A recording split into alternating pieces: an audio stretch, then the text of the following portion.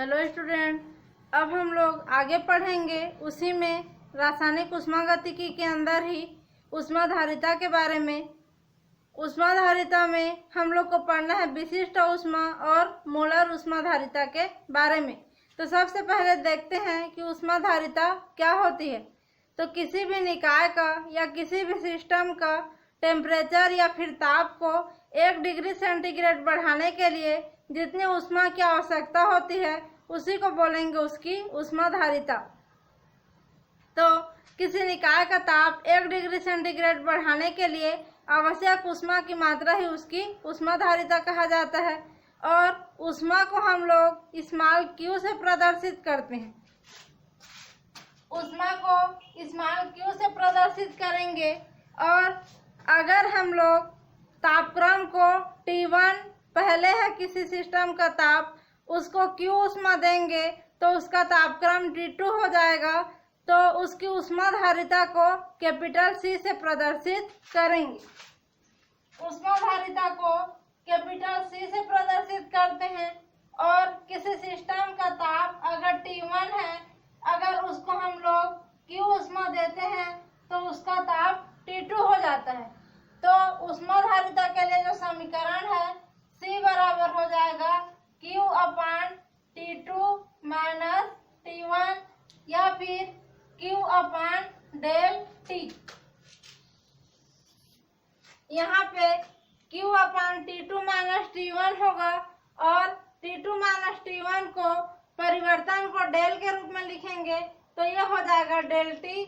तो ये हो जाएगा C बराबर Q अपान डेल T या फिर Q बराबर C डेल T। ये हो गया ऊष्माधारिता का समीकरण। तो ये जो Q बराबर है C डेल T, ये ऊष्मा की मात्रा है जो 1 डिग्री सेंटीग्रेड किसी भी सिस्टम का तापक्रम बढ़ाने के लिए आवश्यक होती है। और इसका मान ताप में परिवर्तन और ऊष्माधारिता के गुणनफल के बराबर होगा। यह हो गया ऊष्माधारिता।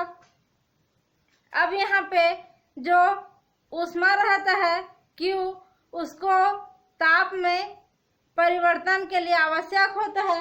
तो जो Q रहता है उसको हम लोग अनुक्रमानुपाती डेल T भी मान सकते हैं।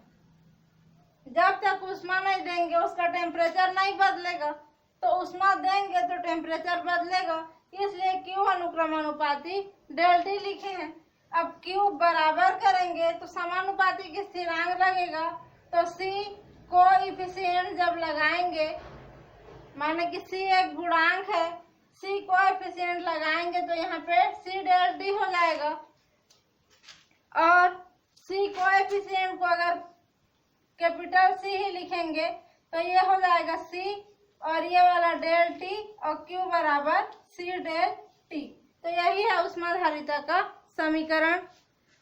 इसमें ऊष्माधारिता जो रहती है वह C से प्रदर्शित होता है और वह एक गुणांक रहता है। इसका जो मान है ऊष्माधारिता का वह आकार पे, निकाय के आकार पे, उसकी अवस्था पे, उसके संगठन पे और सिस्टम की प्रकृति पे निर्भर करता है। ऊष्माधारिता एक अवस्था फलन नहीं है, माने कि प्रारंभिक अवस्था और अंतिम अवस्था पर निर्भर करने वाला नहीं रहता है। अवस्था फलन नहीं है ऊष्माधारिता। और ऊष्माधारिता को C बराबर Q upon del T, C बराबर Q अपान डेल T से प्रदर्शित करते हैं। और इसका अगर हम लोग मात्रक देखेंगे तो ऊष्मा का मात्रक होता है यहाँ पे जूल और टेम्परेचर ताप का मात्रक होता है केल्विन। तो जूल प्रति केल्विन या फिर जूल केल्विन का इन्वर्स, इस प्रकार से इसको प्रदर्शित करेंगे। और जूल और केल्विन दोनों वैज्ञानिक के नाम पे है तो दोनों बड़ा बड़ा लिखा आएगा, जूल पर केल्विन या फिर जूल प्रति केल्विन भी लिखेंगे इसको। तो ये हो गया इसका SI यूनिट में मात्रक। अब देखते हैं कि जो ऊष्माधारिता का मान है पदार्थ की मात्रा पे निर्भर करता है, इसलिए ऊष्माधारिता को 2 विशिष्ट प्रकारों में पढ़ना है। पहला है विशिष्ट ऊष्माधारिता और दूसरा आता है मोलर ऊष्माधारिता।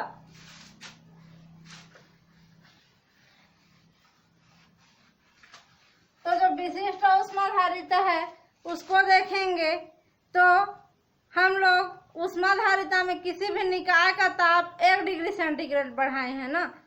अब यहाँ पे विशिष्ट ऊष्माधारिता में किसी 1 ग्राम पदार्थ को कितना लेना है, 1 ग्राम लेना है।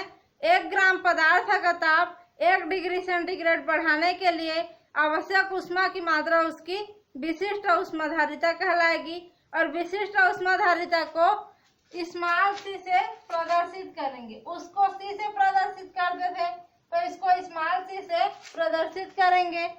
और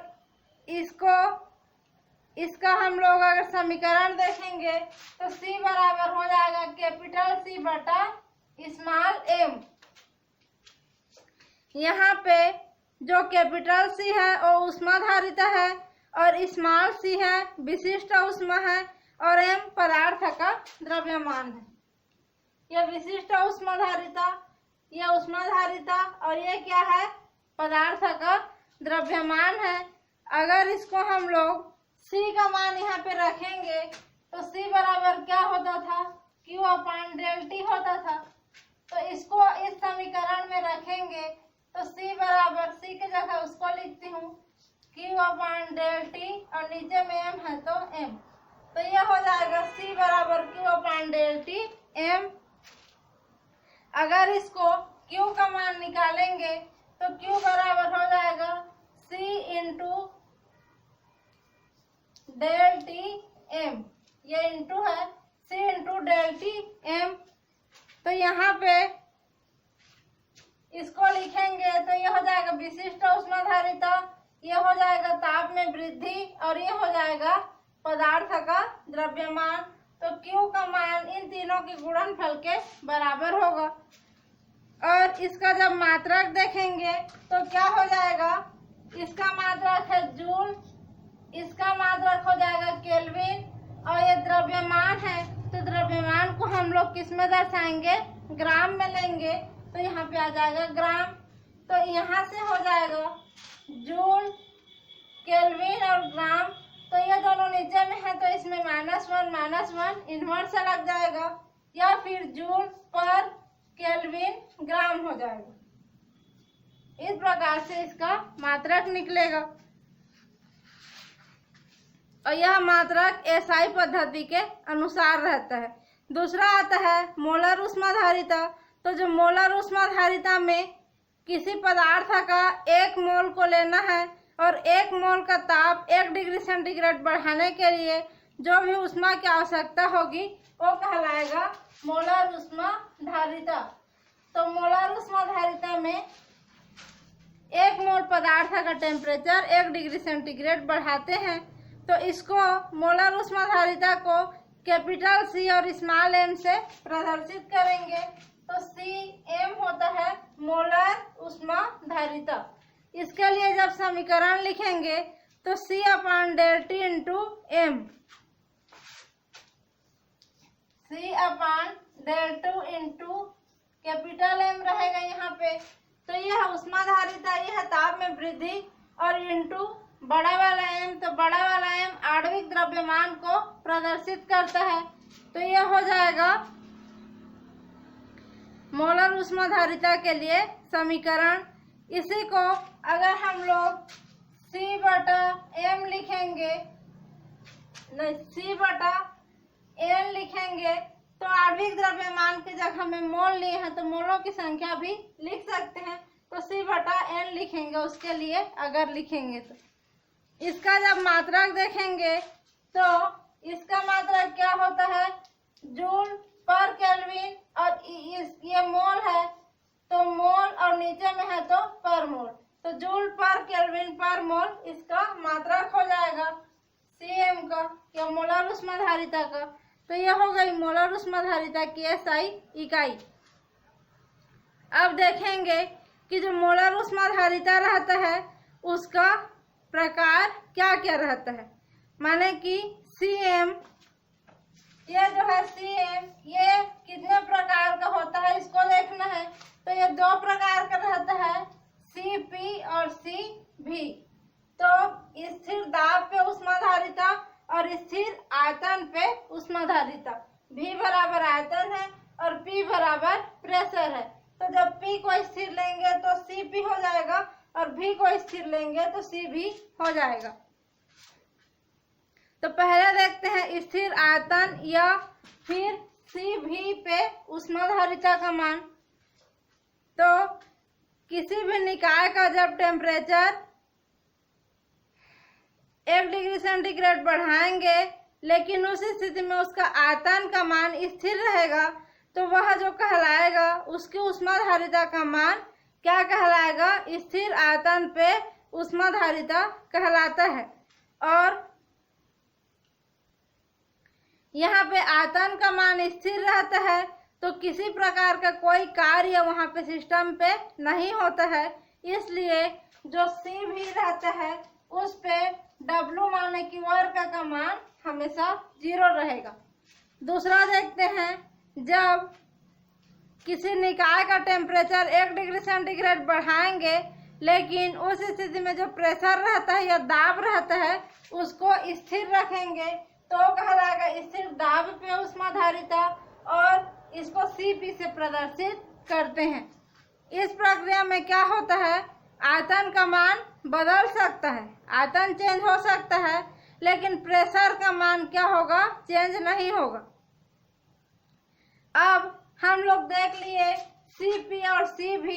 अब देखते हैं कि दोनों में क्या संबंध रहता है। तो परीक्षा में अक्सर पूछा जाता है Cp और Cv में संबंध या फिर मेयर संबंध को बताइए या समझाइए। तो देखते हैं Cp और Cv में संबंध। तो जैसे Q बराबर क्या होता था, Q बराबर C डेल T होता था, यह ऊष्माधारिता का समीकरण था। Q बराबर होता था C डेल T। तो जब हम लोग Cv के लिए लिखेंगे तो ये क्या हो जाएगा, QV CV dt। और Cp के लिए लिखेंगे तो यहाँ पे QP Cp dt हो जाएगा। तो इसी को लेकर के आगे बढ़ेंगे। तो यहाँ पे QV बराबर होता है Cv dt और ये बराबर होता है आंतरिक ऊर्जा में परिवर्तन के, और QP बराबर होता है Cp dt और ये बराबर होता है एंथैल्पी में परिवर्तन के। ये हो गया। अब देखते हैं एंथैल्पी का समीकरण जो होता था डेल H बराबर del U plus del Ng RT। इससे पहली क्लास में अभी तुरंत पढ़े हैं। डेल H बराबर del U plus del Ng RT। तो यहाँ पे क्या करेंगे, PV बराबर RT रहता है तो RT की जगह हमें PV को यहाँ पे रखे हैं, कुछ नहीं हुआ है। उसके बाद क्योंकि ये होता है PV बराबर RT तो डेल H बराबर del U plus del Ng और RT की जगह हमें आ जाएगा PV। उसके बाद डेल H बराबर डेल U प्लस PV की जगह हमें RT आ गया। तो यही समीकरण को व्यवस्थित किए हैं। तो डेल H बराबर डेल U प्लस यहाँ पे R, फिर R एक स्थिरांक है तो उसके आगे में डेल नहीं लगेगा, T के आगे में डेल लगेगा। तो R को सामने ले लिया और डेल T को व्यवस्थित कर दिए। उसके बाद यहाँ पे ये क्या हो गया, डेल H और डेल U के जगह में यहाँ से मान को यहाँ पे रखेंगे। तो जो डेल H है उसके जगह में इस वाले मान को रखेंगे Cp dt को। तो यहाँ पे आ जाएगा डेल H के जगह में Cp dt बराबर डेल U की जगह में क्या आ जाएगा Cv dt, माने कि Cv dt plus R del T वही है। यहाँ तक हो गया। अब इसमें भी dt है, इसमें भी dt है, इसमें भी dt है, डेल T। तो उसको डेल T से तीनों को भाग दे देंगे तो बटा डेल T इसमें किए, बटा डेल T इसमें किए और इसमें भी बटा डेल T कर दिए। तो ये और ये कट गया, ये और ये कट गया, ये और ये कट गया। अब क्या बचेगा, Cp और यहाँ पे बराबर Cv धन यहाँ पे R बचा। तो यहाँ पे Cp और Cv को एक साइड ले आएंगे तो Cv इधर आएगा, तो इधर धन के रूप में है तो इधर आकर के ऋण में हो जाएगा। तो Cp माइनस Cv और ये बराबर R। तो यही जो है Cp और Cv में संबंध है, Cp माइनस Cv बराबर R। और इसी संबंध को मेयर संबंध भी बोला जाता है। तो परीक्षा में या तो मेयर संबंध के नाम से पूछेगा या फिर Cp और Cv में संबंध के नाम से पूछता है। यहाँ पे जो R का मान होगा कैलोरी में देखेंगे तो 1.99 कैलोरी पर केल्विन पर मोल, और अगर हम लोग जूल में देखेंगे तो 8.314 जूल पर केल्विन पर मोल मिलता है। अब यहाँ पे Cp और Cv का अनुपात जब देखेंगे, माने कि Cp बटा Cv,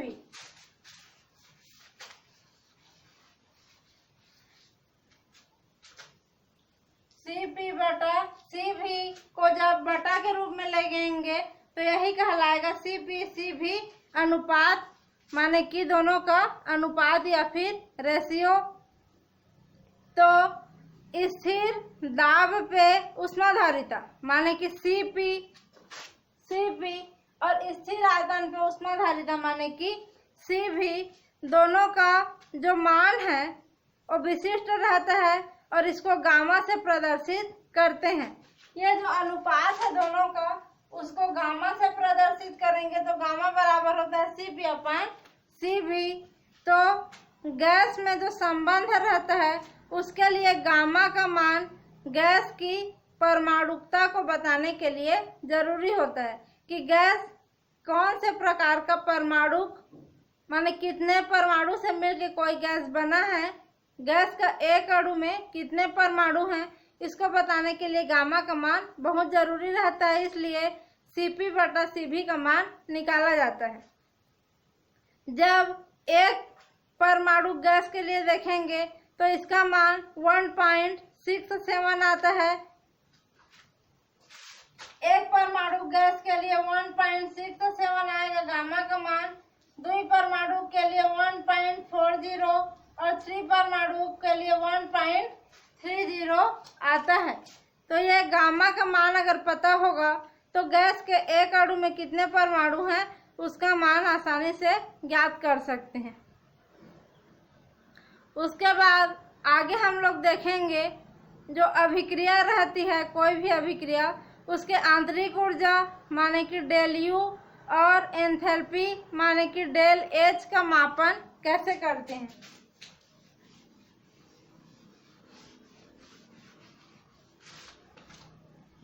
तो भौतिक और रासायनिक अभिक्रिया में ऊर्जा परिवर्तन का जो मापन होता है उसको प्रयोग विधि द्वारा कैलोरीमीटर कहते हैं।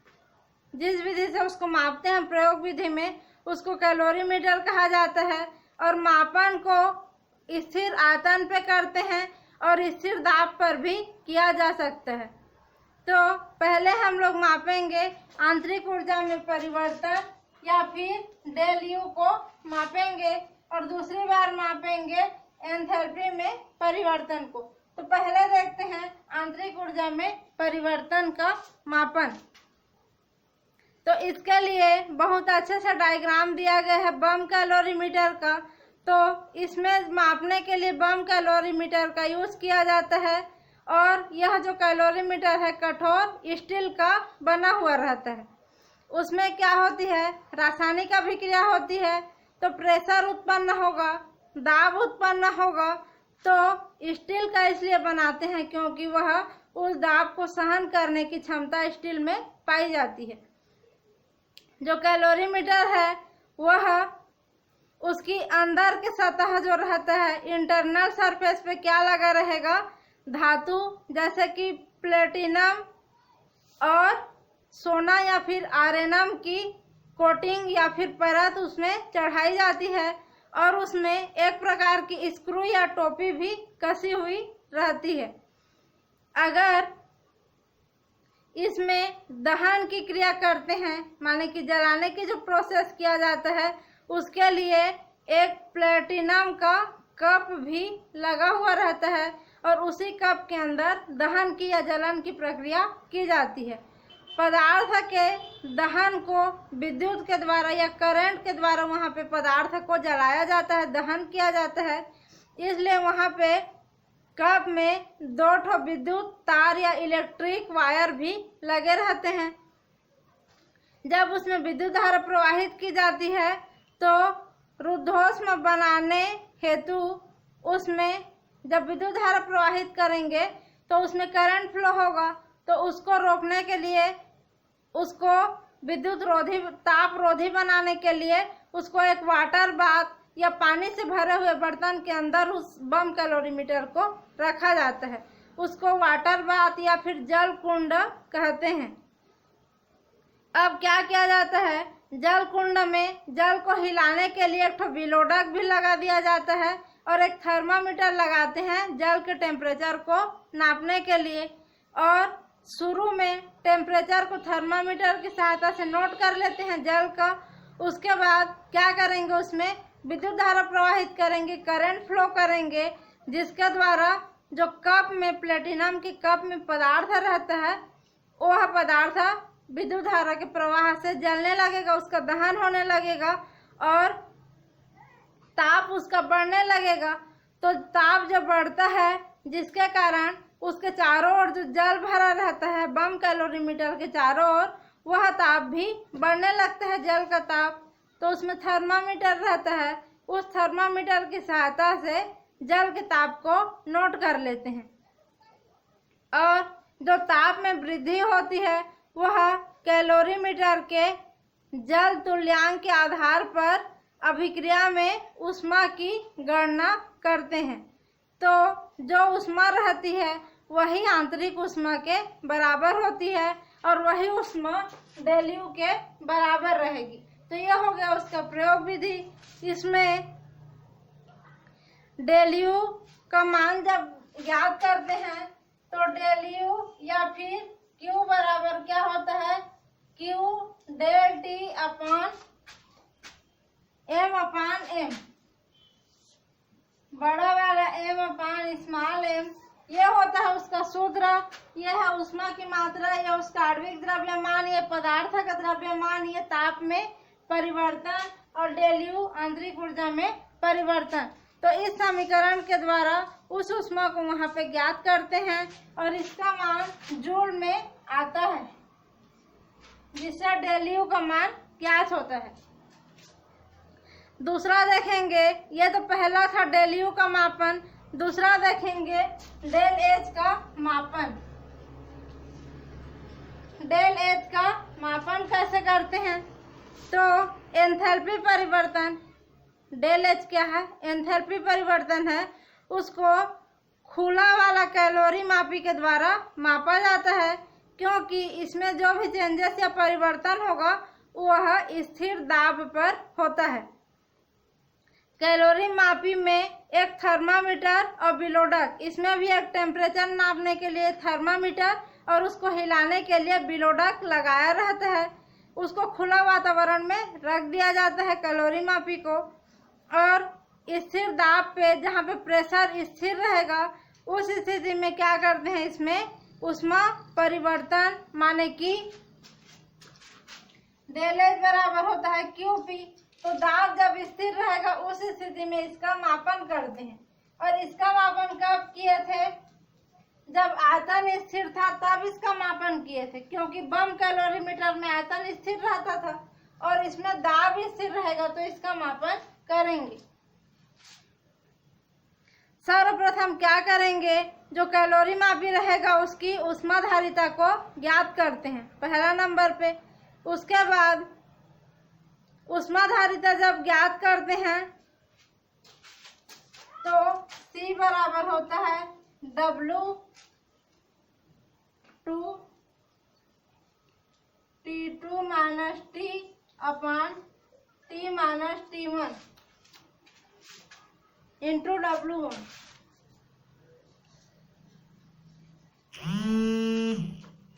C बराबर होता है W2, C बराबर होता है W2 T2 माइनस T अपान T minus T1 into W1। तो यहाँ पे कैलोरी मापी की ऊष्माधारिता इस सूत्र के सहायता से निकालेंगे।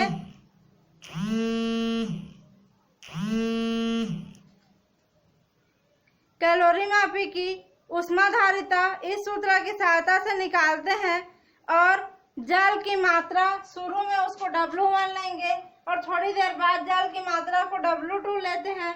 प्रारंभिक टेम्परेचर T रहता है और अंतिम टेम्परेचर T2 रहेगा और जो मिश्रण रहेगा उसका ताप को T से प्रदर्शित करते हैं।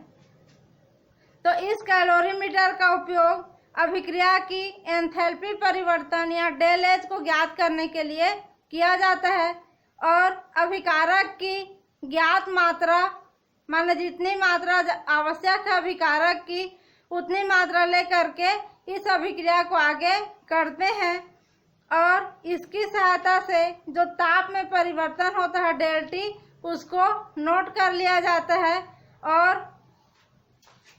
ताप में परिवर्तन डेल टी को नोट करते हैं। उसके बाद जो अभिक्रिया की ऊष्मा में परिवर्तन होता है उसको जल की विशिष्ट ऊष्मा, ताप परिवर्तन और कैलोरी मापी की ऊष्माधारिता तीनों का गुणा करके उस मान को प्राप्त कर लेते हैं। तो इस प्रकार से डेल एच का मापन यहाँ पर किया जाता है। इससे आगे का हम लोग अगली क्लास में देखेंगे। अभी के लिए बस यहीं तक।